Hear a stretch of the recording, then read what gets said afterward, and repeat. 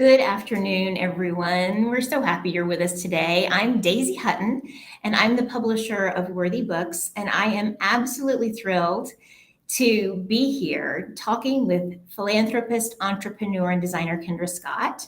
Many of you will know that Kendra is the founder and executive chairwoman of Kendra Scott Designs, and she's here today to talk with us about her forthcoming book, Born to Shine, Do Good, Find Your Joy, and Build a Life You Love, which is available next Tuesday, September 20th.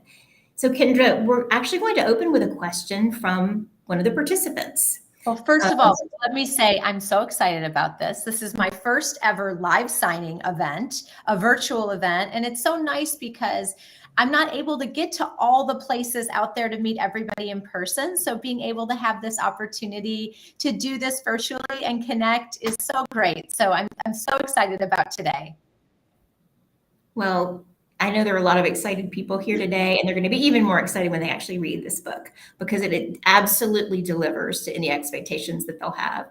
And we've gotten some great questions. So we're going to start with one of them. Shannon in Indiana asked the question, what made you decide to turn your attention to writing a book now? You're very busy. You've got a lot of stuff going on. Why a book and why now? You know, after 20 years, which I can't even believe it's been 20 years of building this business from my extra bedroom of my house to now over $1 billion brand, there were so many stories in that 20 years and even beyond that from my childhood where so many of the seeds of entrepreneurship were planted. And I really felt like it was a time, when I started, it was a very difficult time. It was 2020. The pandemic was, affecting so many of us, right? In so many ways. I was having to close my stores. I was going through some more personal things in my own life. My father was ill and some other things. But on the outside, it all appeared bright, shiny, and wonderful. And I thought, you know what? I want to be honest and vulnerable and to share that, right now I'm going through a tough time and that many times throughout my journey have been a series of peaks, but also valleys, successes, and also failures. And if I could share and be vulnerable about those times that were hard and stressful and scary and seeing how I got through them and came out on the other side in a better, brighter place, that may give other people hope as well. And to know that, look, Born to Shine is not talking about me, but talking about all of us, because I believe we all have this immense innate value that we are all unique and beautiful and imperfect in the most perfect way. And we were all born to shine. And so excited to share the story with everyone and hope that it gives them hope and inspiration. So, Kendra, that's a great segue into another participant question from Constance in New York. And she asks, how did you decide on this title? Born to Shine, Do Good, Find Your Joy, and Build a Life You Love. Well, Constance, let me tell you, it wasn't easy coming up with the title. And Daisy knows that this was something that we kept talking about. But the words light, shine, if you know me and you know my company, yellow is our color. We are all about being this bright, happy light. We are very philanthropic, so we love to help people and shine a light in the dark places. We will be in hospitals with our pediatric Kendra Cares program. And what we have found is that when you do good, you are giving light to somebody else. And then that light they feel, and then they pass that to the people that they meet and interact with. And so that essence of shining bright just kept continuing to be talked about. Where I really started to think about it was, we all have this bright light in us. We are all born to shine. And sometimes I know in my own life, I didn't always see that inside of myself, but I had amazing friends, a wonderful family, people around me that helped reignite that flame within me when I needed it most. And I thought, that is such a beautiful symbol and wanting everyone in the world to know that they truly were born to shine, that they have great gifts to give this world. And I hope this book helps them discover what those may be. Well, Kendra, I have a second part of that question that I want to ask. What are some of the ways that you hope that this book will allow that phrase to be reflected more in the lives of the people who read your book? First of all, I think the power that we have to lift each other up versus tear each other down is So important. And it's so important for women, especially. You know, I think one of the lessons that I've learned in my life and in creating a company that's over 95% women, so many of us are working moms, that together we're stronger and that we support and love one another. We root for one another. We cheer for each other when we have successes, and we're there to lend a hand when somebody has fallen down. And to have that environment that I get to live in every day, this utopia, why can't that be a world that we all could live in? And so having that conversation of, well, what does that look like?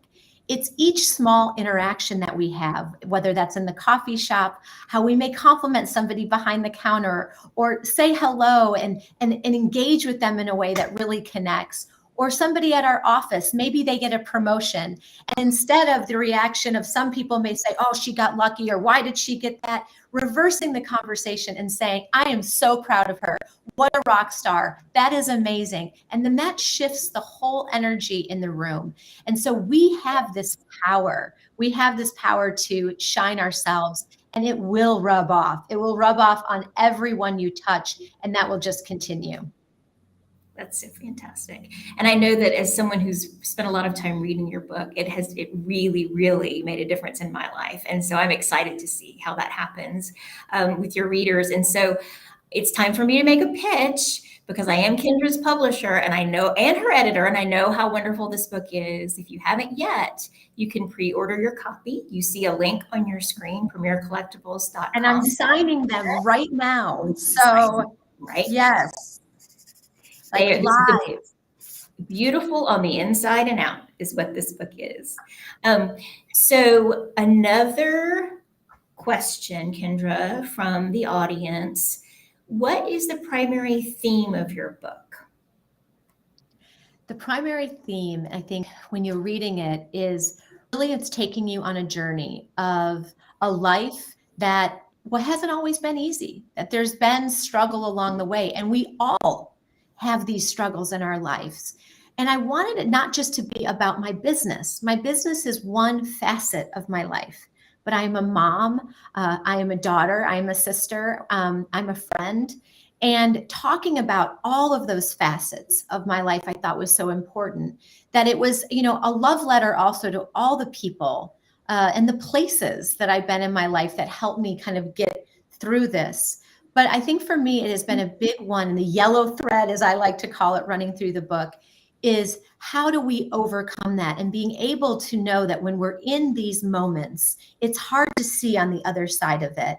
But this book is a guide to show you that when you're in it, wait till you get to the other side, because so many times on the other side of fear, on the other side of uncertainty, could be the most beautiful thing waiting for you. You've just got to get through this moment.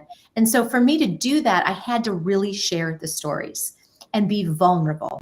So there's so much power in vulnerability. And I thought, if I can be vulnerable and open and honest and authentic, then hopefully that will allow others to feel like they can do the same. That's great. One of the key messages of the book, and one of the key things that I've learned through reading the book and through learning about your life, is that the truth of building a truly beautiful life is not just about how you build your own family, your own career, your own world, but it's equally about how you contribute to the lives of others. Can you talk a little bit about how you learned that important lesson and how it's figured in your life's work? Well, you know, I am so fortunate that I have amazing parents and grandparents who were incredible examples to me. I mean, there was always extra room at the table for whoever it might be that would be coming over. But really watching that service it was such a big part of their life, of our life, as our family's life. And meeting my stepfather when I was 15, so my mom got remarried when I was 15 years old. He was a 2-tour Vietnam veteran, talk about service, and a Purple Heart recipient, just an amazing, charismatic man. And he really felt like we have such a short time on this earth that we've got to use the gifts and talents we've been given to make a positive impact. And I watched him struggle with brain cancer. Shortly after they got married, he was diagnosed with a very aggressive form of brain cancer. And watching his life just know that it was fleeting. And he wanted to do everything he could to make a difference, but instilling in myself and my brothers and sisters that same idea of, we have a bigger purpose here, but you've got to find something that you love, that you're passionate about, and figure out what it is. What does that mean for you? So when he was diagnosed, I started my first business, which was a hat company. And I did headwear for men and women undergoing chemotherapy. I did hatwear in all different types of hats, but that was really the mission. And I thought, if I could take my love for fashion and design and do something good, I couldn't cure his cancer. I couldn't save his life, but I could do something good. And he said 3 simple words to me, and you know these well, Daisy. They were, "You do good." And he said them in that way because at the end of his battle with cancer, he had trouble forming complete sentences. But he was so proud of what I was trying to do. And he held my hand and he said those 3 words to me, and they changed my life forever. I have those words in my pocketbook. I have them in my desk drawer. We have a whole hashtag, "You Do Good," on Instagram, because I knew the rest of the life that I have left to live, however long it may be, I want to be able to make a positive difference and do good. And that's really what we set out to do. And when we formed Kendra Scott, it was an absolute. It was, no matter who called, we would always have something to give. I could make a pair of earrings. I could make a necklace for a silent auction. And it started out small like that. I couldn't write big checks. I was starting with $500 out of the extra bedroom of my house. But the little things I could do, that I was able to do, made a difference. And as the company grew, so were what we were able to do. And to think now, since 2010, we've been able to give $50 million. 50 million, Daisy, to women and children's charities. And I think this was a girl, right, who started out of a bedroom, and we're now making this impact in such a big way. And I know that Rob, 3 words, "You do good," he's so proud. And I know that he's smiling down at me. I feel his light all the time still in my life. And, it's just, for me, he died, at 47 years old. I'm 48. I think about that every day I wake up. I'm getting another day, another month, another year. And I know he would have wanted to do so much more. So every single day is meaningful for me to continue to try to live that legacy for him. Kendra, this is so inspiring, and we're seeing the comments of people that didn't know some of these things, didn't know these things about your life, some of the sadness that you've experienced in your life, but also the amazing things that you've done apart from creating an amazing company that makes women feel beautiful. I also would love for people who are on this live stream to get a sense for how wonderful the storytelling in the book is. And you have great stories.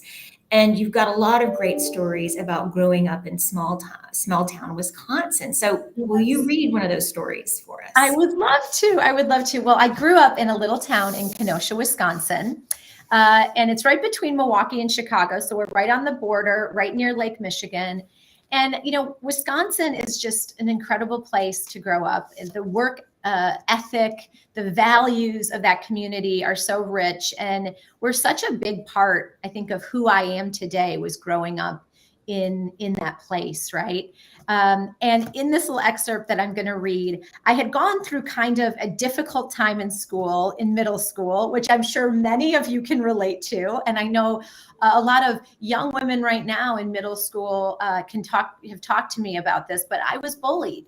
There was, a girl that didn't really like me, and it was really, really hard. And I would even eat my lunch sometimes on the toilet in the bathroom with my feet up on the toilet, because there would be hallway monitors and you weren't supposed to be in the bathroom during lunchtime. And I would eat like the peanut butter and jelly sandwich that I made, so I wouldn't have to go into the cafeteria, because I would sit down and, like the movies, they would all get up and walk away.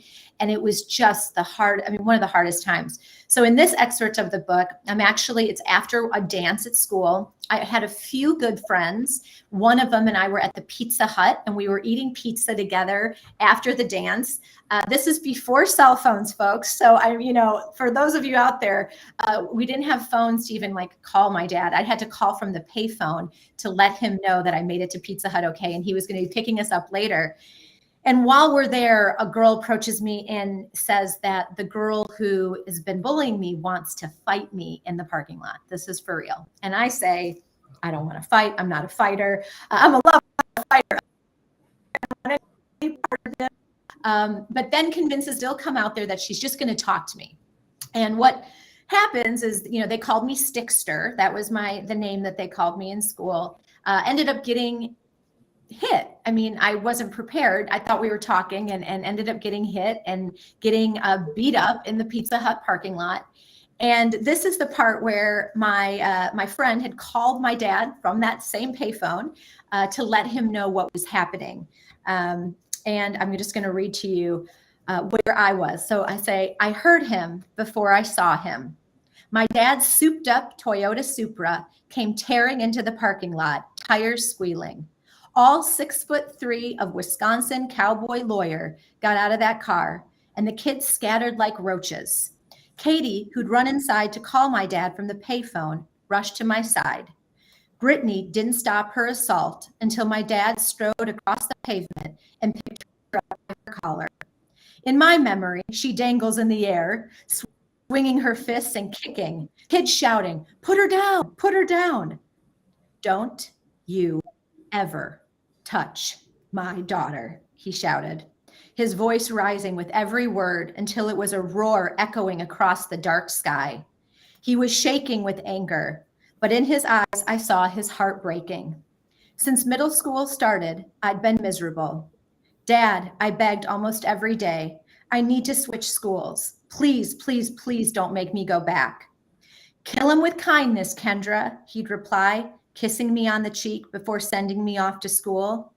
Dad was adamant that nobody could push me out of my school, that I could outlast any of these kids. But that night, something changed. I'd seen my dad mad before, but not like this.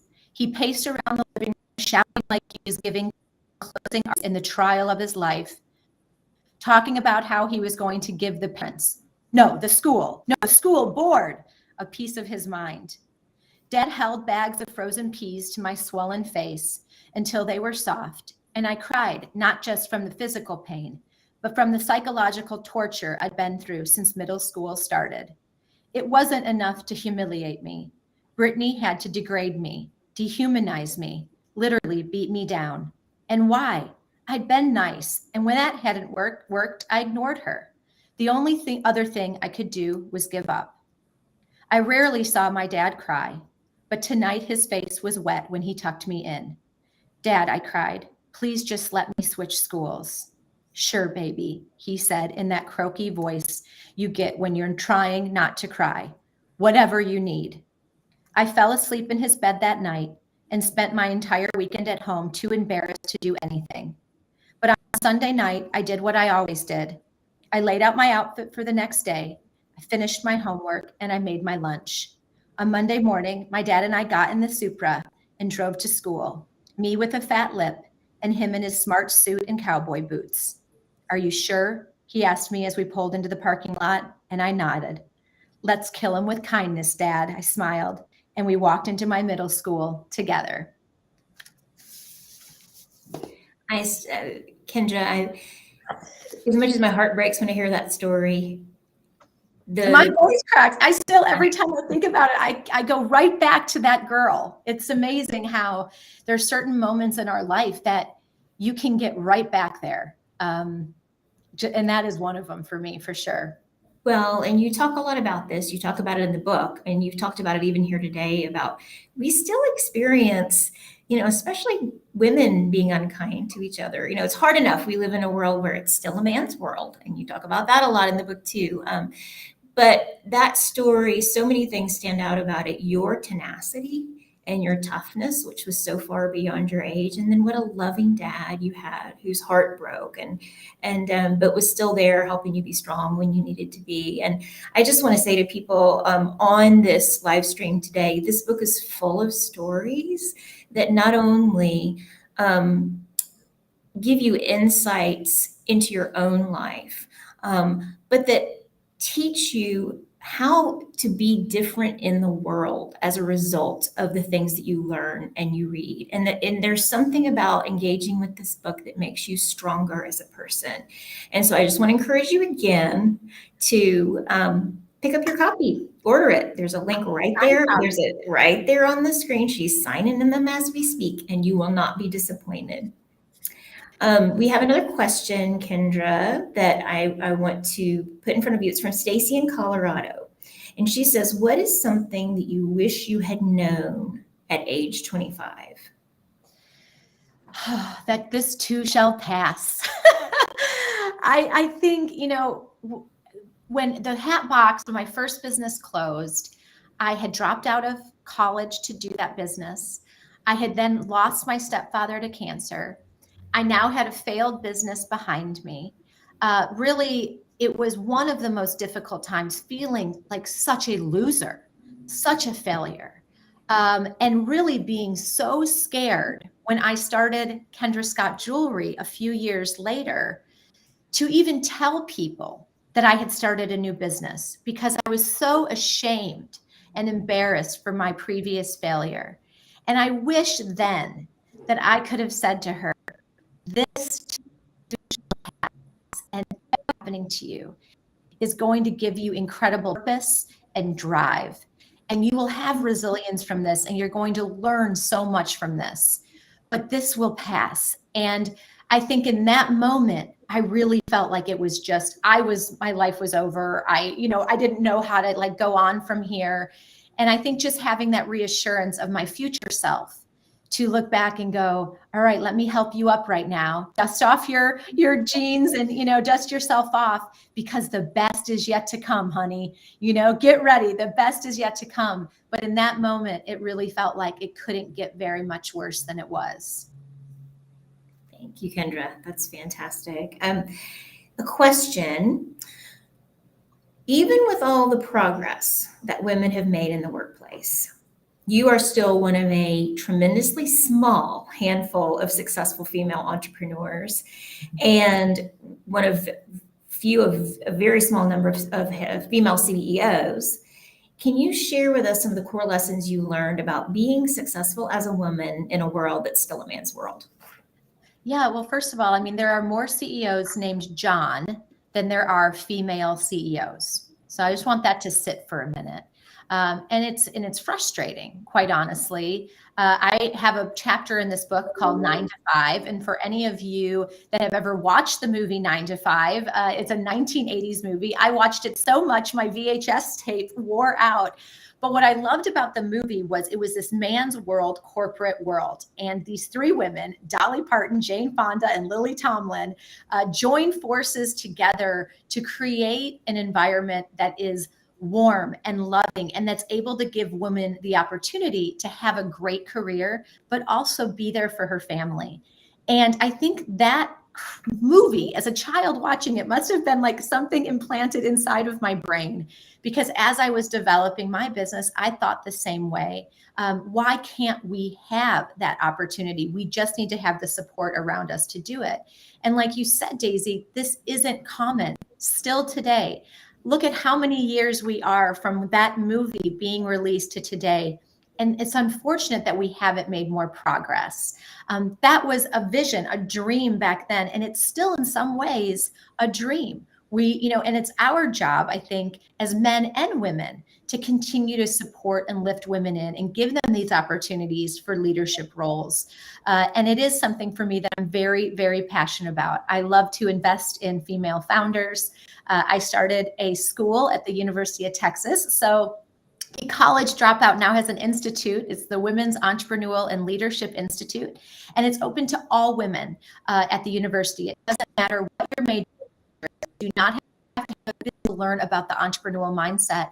And that was something that was so important to me to be able to do, so important to be able to offer this. Because I know for me, if I could have had something like that, when I was in school, it really could have changed, my direction even more, or given me more insight as I started to grow my business. So it's so important. I think as women and men, we have this responsibility to make sure that our daughters and our granddaughters live in a world where there are just as many female CEOs named Judy, let's say, where we're changing this conversation, and that we all are getting truly a seat at the table that we deserve. Amen. We can hear people like, cheering. So we have a question from Kennedy in Florida. It's a nice connection to what we've been talking about. What advice do you have for women who are wanting to start their own business? So that's the first part. And she asked, what has been the toughest lesson you've had and the most important thing that you learned? Oh, that's a big question, Kennedy, but I like it. First of all, advice for starting your own business. I mean, for me, I always say, and you're going to hear and read a lot about this in the book, about being disruptive. So no matter what it is that you think you want to do, I want you to do it with your own unique fingerprint. There is only one you on this planet, and that's what makes you amazing. And so put your own fingerprint on whatever product or service that is that you're doing. And don't try to be like the other company that may be doing something. Don't be like, oh, I'm going to try to do what they're doing. Because if you're doing that, you've already failed. So your thing is to say, what is my X factor? What is it going to be that's going to be so unique? What services am I going to provide that people aren't getting from this other company? How is the experience going to differ? How are the products going to be special and unique and different? And so I think that's the number one thing is if you're going to do something, be disruptive, color outside the lines, but you've got to be passionate about it. If you're going into business to just make money or have financial freedom, you should not become an entrepreneur. And I know that sounds crazy to hear, but it's true. You have to love what you do so much because being an entrepreneur is the hardest thing you can possibly do. And when you think, oh, I don't have a boss anymore. You have more bosses than you've ever known in your life when you're an entrepreneur, because you're having to make sure that you're pleasing your customer every day, making sure they are getting exactly what they want. So you've got to do something that you love and are so passionate about. And then thinking about right away, a purpose beyond just creating the business. What purpose can this company do that can provide goodness in the world in addition to making business for yourself and for others? So those would be the three key elements. The second part of the question, Daisy, can you refresh my memory just because I want to make sure I answer it correctly for Kendra? Yes. So the lessons that you learned, so the toughest lesson you learned and the most important lesson that you learned. The toughest lesson for sure I learned is in the early days as I was building my team and hiring people, I really started to be like, okay, I'm going to look at this resume and I'm looking for all of this experience that they have. And that's what you think you should do when you're hiring people, correct? Well, I learned that I would hire people based on a gold-plated resume, but when I would interview them, there was something there that just didn't feel quite right. Maybe they didn't share my core values of family, of fashion, of philanthropy, of giving back. But gosh, they had a great experience and I would hire them. And every time I made that decision, it was a mistake. And I realized that I needed to hire on heart first. I can teach skills, but I can't teach heart, kindness, love, all the things that were so important for me when I was building our culture and building the team at Kendra Scott. And that was a tough lesson because you'd think the opposite, but what happens is you start to become really critical, making sure you're hiring someone that has a like mind and a like heart as you. Your team becomes so much more collaborative. And on those tough days, because there will be many, when you have a team of people that share that, you can overcome any obstacle that's thrown in front of you. But if you have a different heart and energy and spirit, it's gonna be way harder or maybe not successful at all. So I think that's the biggest lesson I've learned for sure. That's so great. And I'll just say, Kendra, we've had the opportunity to work with a lot of people on your team, and we really see that in your team. And you have people that have been with you from the very beginning, which is just absolutely extraordinary. So it's been really cool to watch how you guys work together as a team. That's been part of the great joy of working on this book with you. And so for those of you that are listening, if you're inspired, Kendra's so articulate. It's so rare to have someone who's accomplished as much as she's had and then can talk about it in such an articulate and persuasive way. And that really materializes on the pages of this book too. So you can get your book, You see the link right there where you can pre-order your signed copy, and you will not be disappointed. And everyone, I'm putting a heart in so you guys can see. This conversation is just the tip of the iceberg. There is just so much wisdom and so much comfort in this book, and it's almost like having your best friend walk alongside of you. And so I really encourage you, if you're enjoying this conversation, buy your book.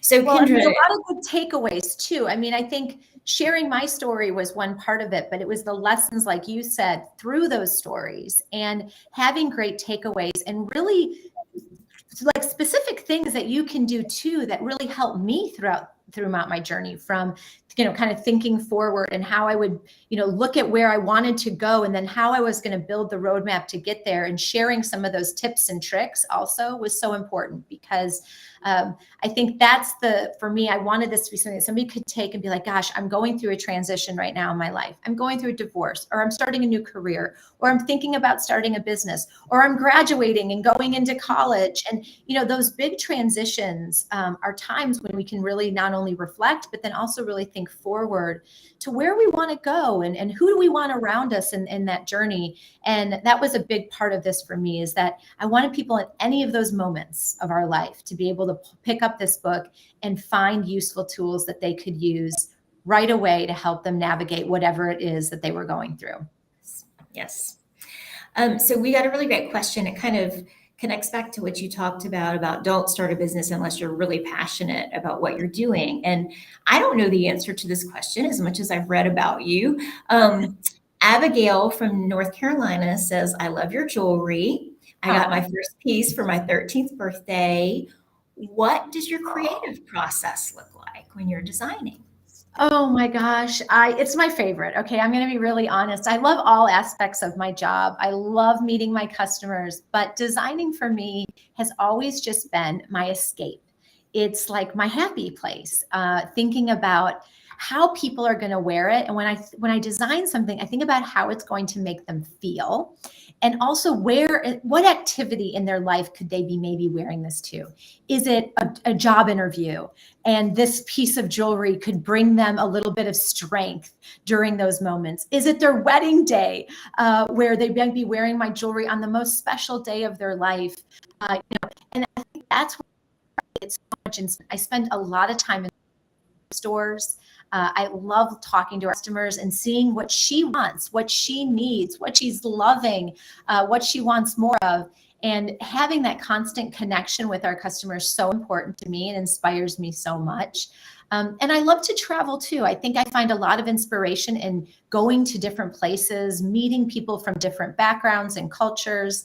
I get a lot of inspiration from architecture. If you look at a lot of our designs, you'll maybe see Moroccan design or various patterns of different things that you might see in tiles or other places. And I take some of those patterns and love to play with them in filigree, and I love stones. I mean, I love color. And I love, a lot of times it's the stone itself that will tell me what it needs to become. I'll look at the stone and I'll think, I know exactly what you need to be. And that's so fun. So the creative process for me is so fun. Something I don't ever foresee myself not leading our design team, working with our amazing designers to continue to create collections and new categories for the brand, because it's what I'm passionate about. It's what I enjoy so much.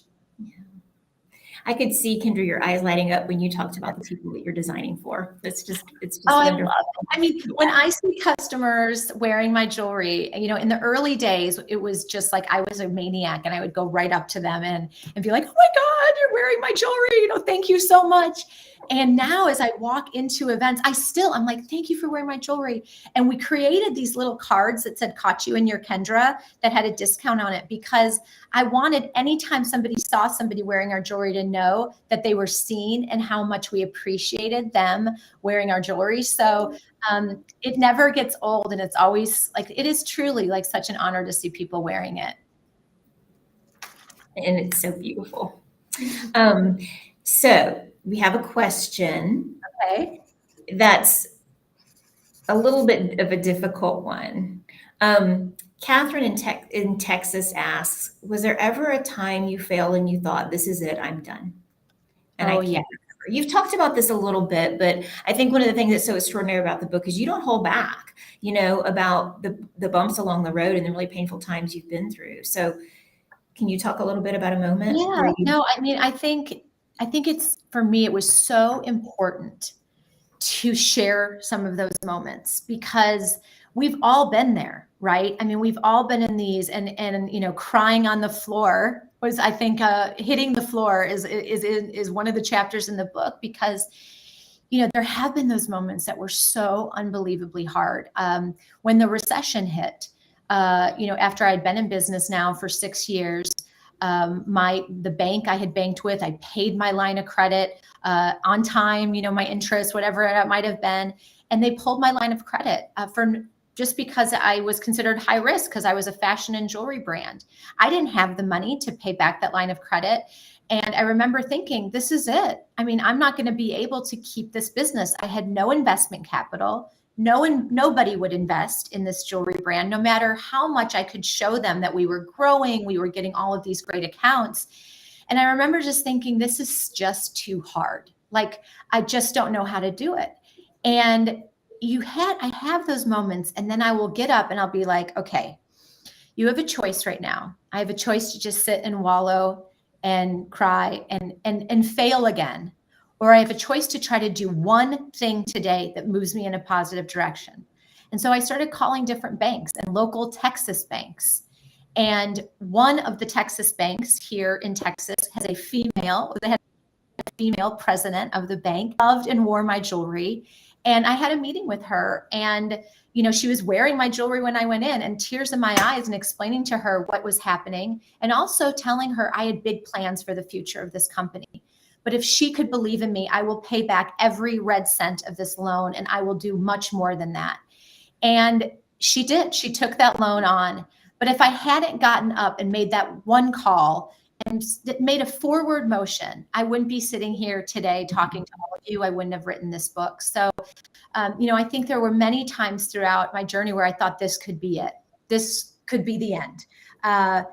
But something happened. And it's crazy because when one door closes, there is an open window. You just have to look for it. And it's not always obvious what that open window is. But I think for me, it was that forward motion that kept me going. So on the other side of that question, what has been the biggest kind of pinch me moment in your career? Oh, I've had some good ones too. I think 2006, Oscar de la Renta. So I'm still really small. We are in an attic office space. There's like 7 of us employees. And Oscar de la Renta asked me to do his jewelry for his spring runway show. And I was, okay, the only reason he found out about me is one of his interns was wearing a piece of my jewelry at the design studio in New York City. And he's like, I love that. I love the color. Who's that? And she's like, oh, and she was from Texas, of course. And she's like, it's from a Texas designer. I bought it at Nordstrom. And I flew into New York City and got the opportunity to meet Mr. de la Renta. We created with my team in just a matter of a few days, a complete runway collection that he loved. And I had never been to a runway show in my life. And my very first runway show that I got to go to was at Oscar de la Renta and seeing my jewelry coming down the runway. And I just remember sitting there thinking, this is a dream. I'm about to wake up. It was bigger than a dream. For anyone that loves fashion, Oscar de la Renta doesn't get any bigger. Talk about fangirling out, trying not to completely, just scream when I met him, and joy was pretty tough, but that was a big moment. And I think it gave me, and this is part of what we share in the book, is it's moments like that when somebody like that, not even somebody not quite as big as Oscar de la Renta, saw something in me, saw something in my ability that made that light inside of me shine so bright and gave me confidence that I didn't know I had within myself, and helped me continue to overcome even when things were hard. It's like, well, Oscar de la Renta believed in me. I have to believe in myself right now. I can get through this.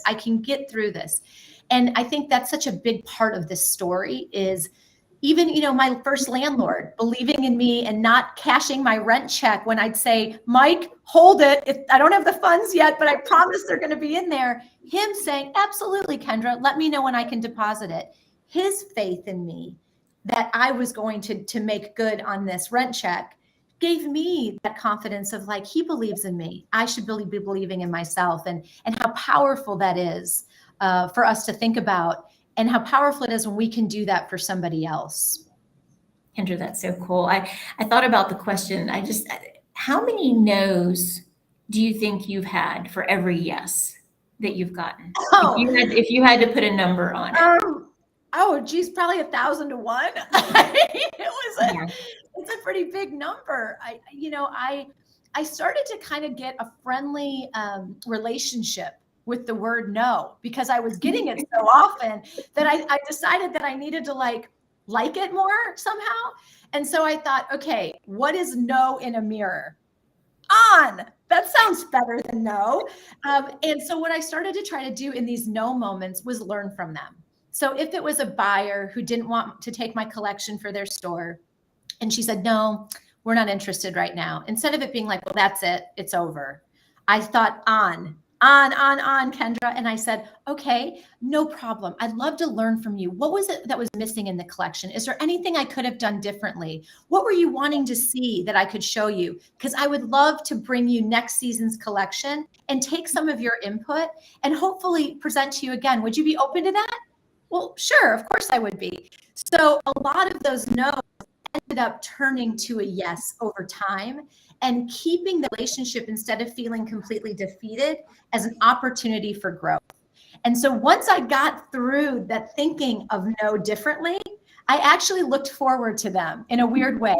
And I also looked forward to when people would be like, oh, you can't do that, or you can't be a designer if you're not on the coast, or you didn't go to FIT, so you don't have the designers. And I kind of started to love when people couldn't tell me that you can't do it, because I'd get that fire and be like, ooh, watch me. Now I'm going to show you what I can do.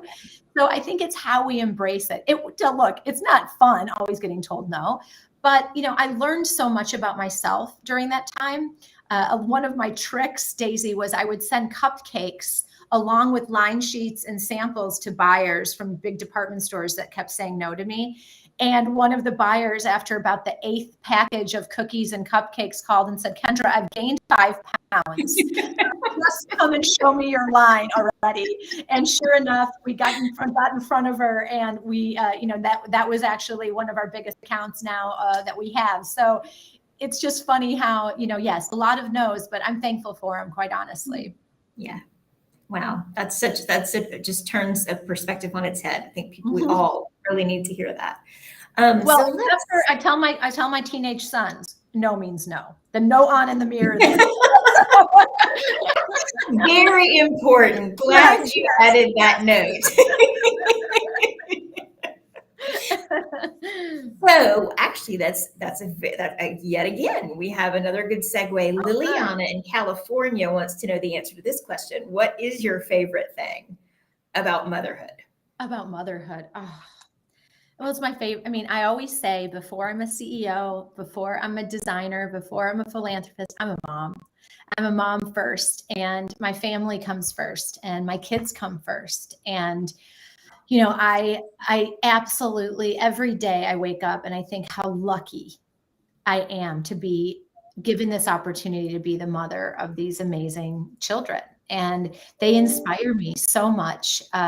Even in those early days, I was a single mom. My boys were 1 and 3, just tiny little guys. And when I look in their big brown eyes, the amount of drive that they gave me to continue to try to build something for them, because it was so much bigger than myself. Mm-hmm. I think for me, seeing my boy, Cade was in the baby Bjorn when I started. He's now 20 years old, the same age as my business. He's, 6 foot something, towers over his little mom now. And, I look at it and I think we've grown this together, and we've shared in this journey together. And it's been so fun. And we recently just launched Scott Brothers, which is a collection I got to design with my boys. And it's a men's collection that we designed during the pandemic. And, getting to go from where they were like in the baby Bjorn to now sitting, in meetings with me and creating things together is really, really awesome. Really amazing. So cool. That is so cool. That's really cool. So last question. We're going to play a little game after this question. I think this was a hard one too. At the end of the day, you've accomplished a lot, but of all the things you've accomplished, what are you most proud of? Oh, I'm most proud of the fact that we've been able to build a business that has been able to touch so many lives in such meaningful ways. I could have never imagined in that extra bedroom, when I could only do a necklace here or there, that we would, be part of things like breast cancer research grants. And, doing the things that we're doing is just something for me that to say proud isn't even the right word. And then proud of my team. Our girls are the ones volunteering. Our staff is the ones volunteering that are in the stores into these hospitals, setting jewelry for kids that, are suffering and fighting different various illnesses. And they're bringing joy to them. And it's like to see this now passing along from me to now over 3,000 of my employees and beyond. That is what I am most proud of. I think, I couldn't have dreamed that we could be at a place that we're at right now, with thousands and thousands of organizations across the country that we work with, supporting women and children in health, wellness, education, empowerment. It's just awesome. It's so awesome. And I know that, as time goes, and I will obviously be in this brand for the rest of my life. I know when I'm sitting on my front porch here in Texas, rocking in my rocking chair, when I look back on all the things that we've done and we've accomplished over the years, that's definitely going to be the one that I'm going to say we did good. Kendra, you've done something really good in writing this book. Thank you. You've shared so much with people. And as I've said before in this conversation, experiencing this book is really transformative. And so I just want to encourage you again, buy a copy that Kendra has signed. She's putting her heart on every signature. I am. She's put her heart into this book. Well, this is also an opportunity for me to thank you, Daisy, because not only are you the publisher, but you are my editor. And, this was my first time writing a book, and I had all these stories to share. And you can tell from watching this how warm and loving and calm and sweet Daisy is. She was exactly what I needed in this process. So thank you for making this, whole experience just even more wonderful. I really appreciate you. Yeah. It has been a mutual delight. And again, I think that one of the things that struck me, Kendra, when I first met you is on the outside, you have everything. You absolutely have everything. And when you get to know you, you've had really hard things happen in your life. And I think sometimes that we forget that everyone that we encounter is carrying wounds with them. And those wounds don't define us. They're part of who we are. But you really do such a beautiful job in this book of being vulnerable. But you're so much more than that too. And you've overcome so much. And this book really encouraged me at a time in my life when I was going through a lot. And so I really just want to encourage, Kendra, the reason we do what we do as publishers is because we want to publish books that really help people's lives become better. And this is one of those. You'll get great stories.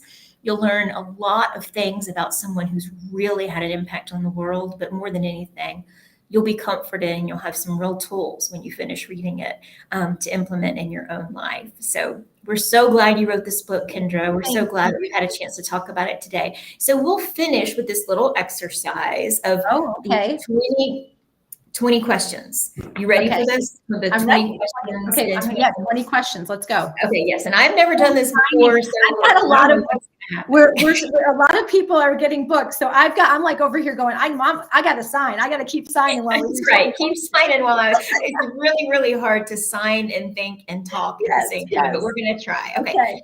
So question number 1, who would you want to play you in a movie? This is really hard, to be honest, because I have so many people that I adore. If Dolly Parton was younger, it would for sure be Dolly Parton because she's my idol. But I feel like I love Jessica Alba, and we're both kind of brown-eyed. I feel, and she's so warm. She's an amazing mom. She's this incredible CEO in her own right and this incredible actress. So I think it'd be fun to have Jessica play me. But That's Jessica, awesome. if you're watching, plant a seed. I have to admit, I thought Charlize Theron too. I Oh, thought she would be a good Kendra. thank you. Yeah, she's, gosh, yeah, she's gorgeous. Incredible. Yeah. Okay, what was your very first job? Oh, I tell about it in the book. I worked at our baseball field. We had a AAA baseball team, the Kenosha Twins, and they have two twin bears that wear, like, one wears a red vest, one wears a blue vest, mascot. And I was in that mascot stinky suit in the blue vest at home games and dancing on, the dugout every game. It was $10 a game, cash. I bet you were very good at it. I'm sure the Oh, suit and all was. the free popcorn I could eat. So Yes, that's right. that was a bonus. That's right. Yeah. That's right.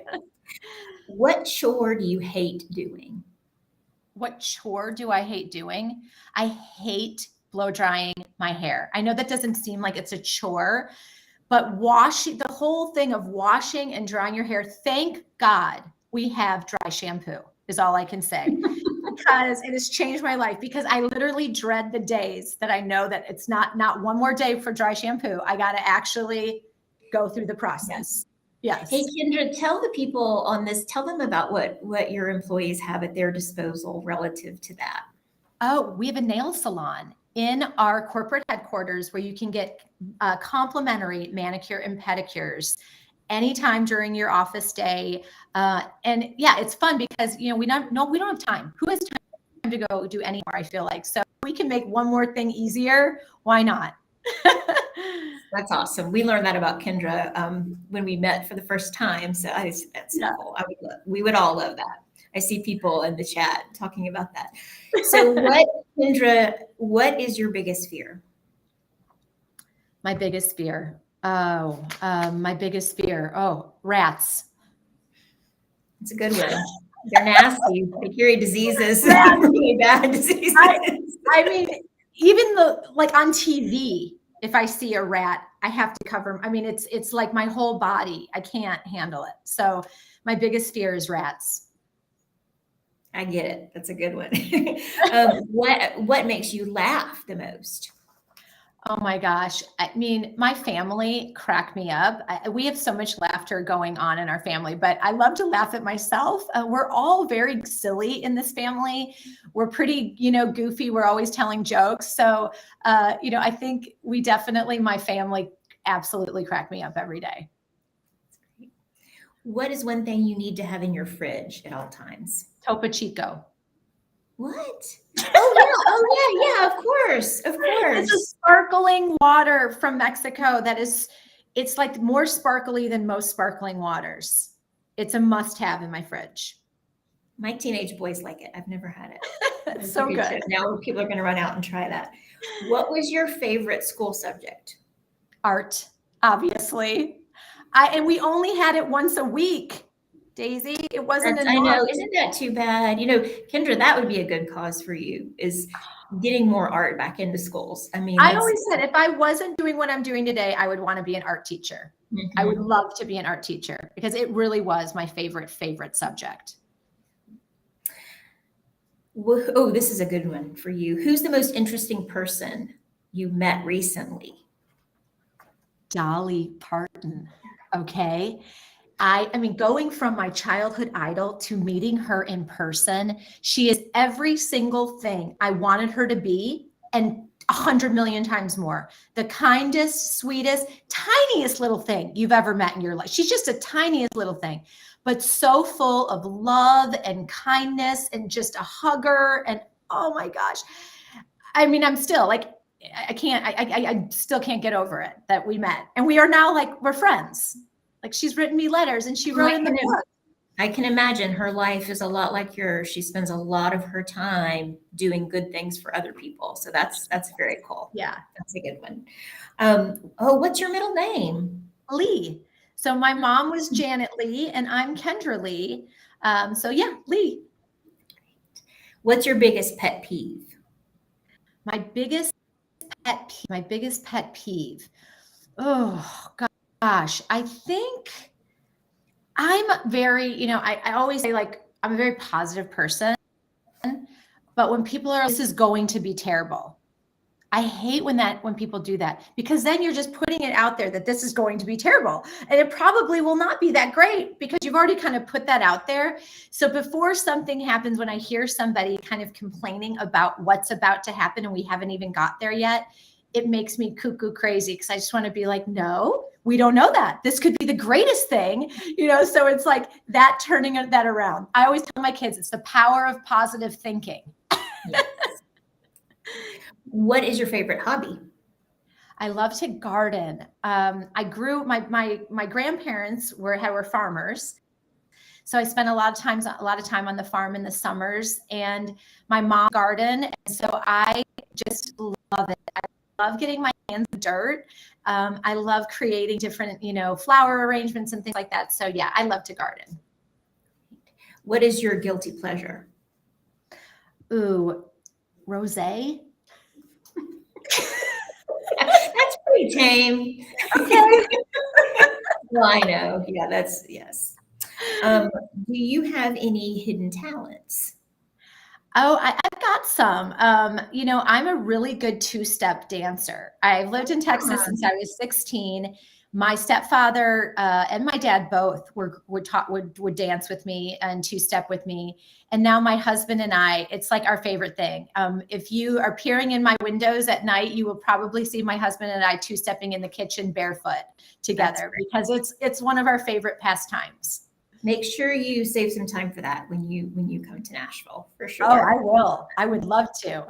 I'm not going to ask you the question of what your pet's name is, because that's an important chapter in the book. So people are going to have to buy the book for that. So I'm not going to ask it. Well, and also, Daisy, I have like 17 million pets. So I have one in particular that's a hero in this book, but we have 3 horses, 3 alpacas, 2 goats, 5 dogs.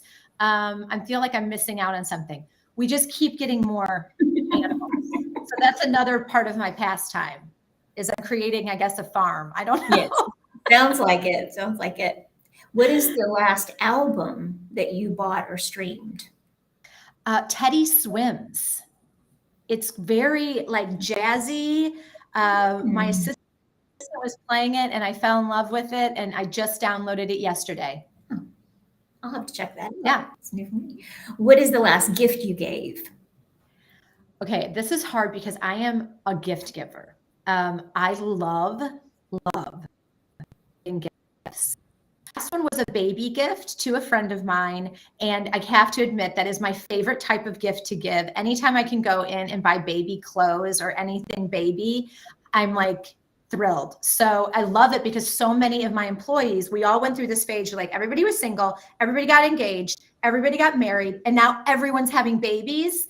And I've been waiting for this phase of all of these people within my organization. So now I'm getting to buy lots and lots of baby gifts, and I love it. They call me, so my employees call me Mama K.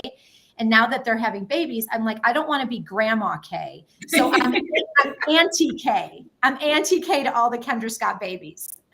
You are very smart, Kendra. All right, here's our last question. Where do you want to go that you've never been? Morocco. So much of my designs have been influenced by Moroccan architecture and design, just design aesthetic. Even my house, if you walk through it, there's so much inspiration from it. And I've never been myself. So someday I would love to go to Marrakesh and see all of these things in real life in the place that they were designed and created. So hopefully someday. Something tells me that you will make it happen, Kendra. Just you make so many things happen. So thank you so much. This has just been so delightful. And again, if you enjoyed this conversation, you're going to love this book. Go pick it up. And I will say, if Kendra has affected your life in a positive way, you can support her by buying this book. She put a lot of heart and soul into it. So Kendra, thank you so much for all that you do. Oh, Thank you. Thank you guys for tuning in today, for being part of this live signing. I'm going to be traveling to different cities. So if I'm in a city near you, I hope I get to meet some of you in person. But if I'm not able to, I'm glad we could at least connect like this today. So this has been really fun. Thanks. Thank you. And I'm going to keep signing away.